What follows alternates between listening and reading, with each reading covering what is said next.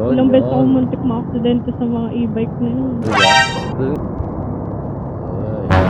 looking boy. Tingin na, tingin. Ano yun? Tingnan ka eh. Tinitigan ko. Nilapitan ko.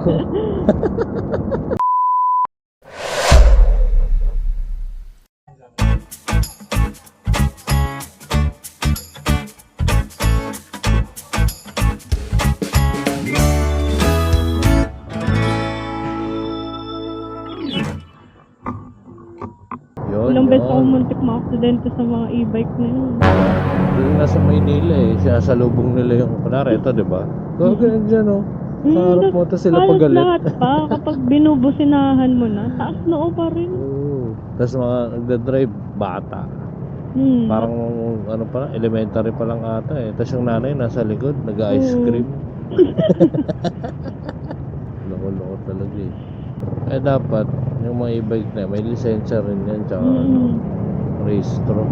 Lalo yung mga pwedeng na magsakay, yung mga three-wheel. Ito namang mga nagbebenta, yun yung ano nila eh, selling point nila eh. Isang palagi na sinasabi, ay sir, di na kailangan ng ano dyan, lisensya dyan, walang huli yan. Tayo na yun tuloy mga tao, kumapal ang mukha kasi sinabi walang huli. So kahit anong gawin nila, beating the red light. Tama, kahit may mga naka-green na yung kabila, pag ganun na, kumakanan kahit walang signal.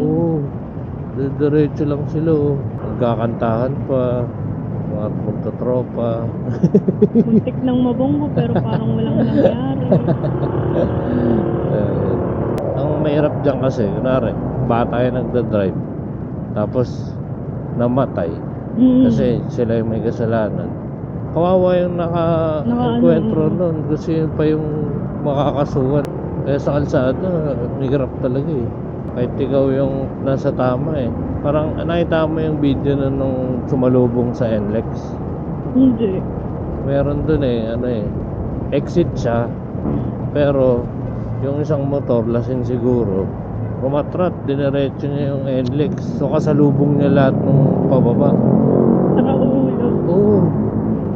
Pag nakita mo yung video talaga, akala mo laruan siya na tumalsik eh. Talagang pagkasalpok na ganun, dumiretso na yung katawan eh. Hindi ko nakita. Pag may oras ka, hanapin mo NLEX, ano, Raider 150 NLEX. Yun na. Tapos ang nangyari pa doon, nakulong yung nagdadrive ng kotse. Wow. Diba? Kaya dapat maano nila yun. Kung sa mga ganyan, sino ba talaga yung liable?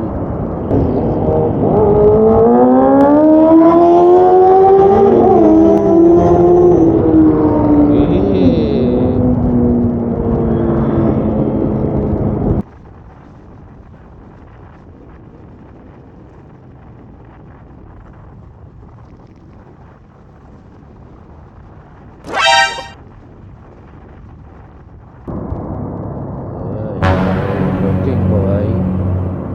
Tingin na, tingin. Ano yun?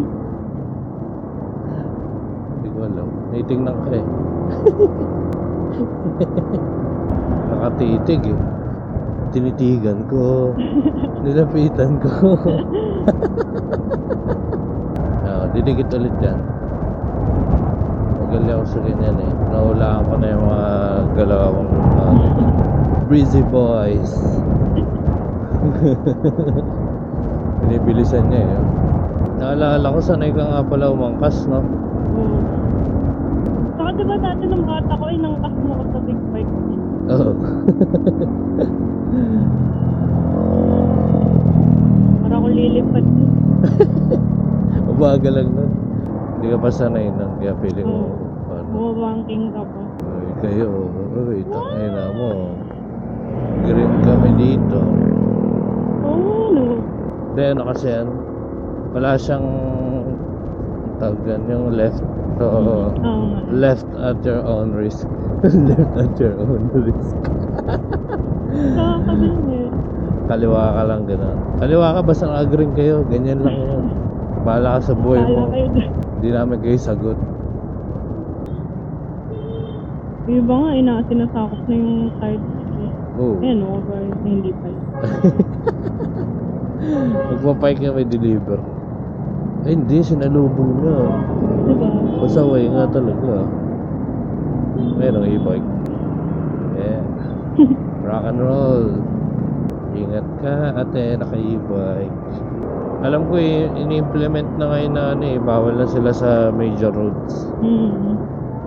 Ito ba yan, yung mataas na building? Nakapagkatid na ako dyan, lasing. Lasing? Oo, galing ng Tomas Morato. Hindi niya matanggal yung helmet eh.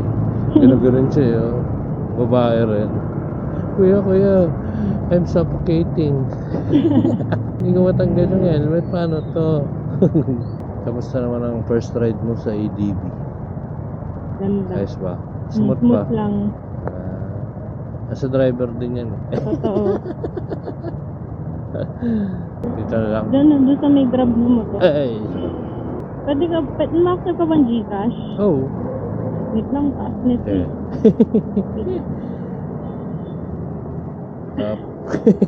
Taas. Yeah! Isave ko na nga yung ano, isave ko na yung ano.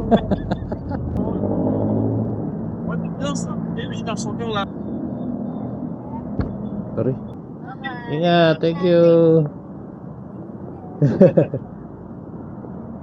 So yun na nga, nakakas natin yung anak ng tropa natin. So dito na tayo maghanap ng booking ngayon sa Aurora Boulevard. Let's go. Okay mga try. Babush.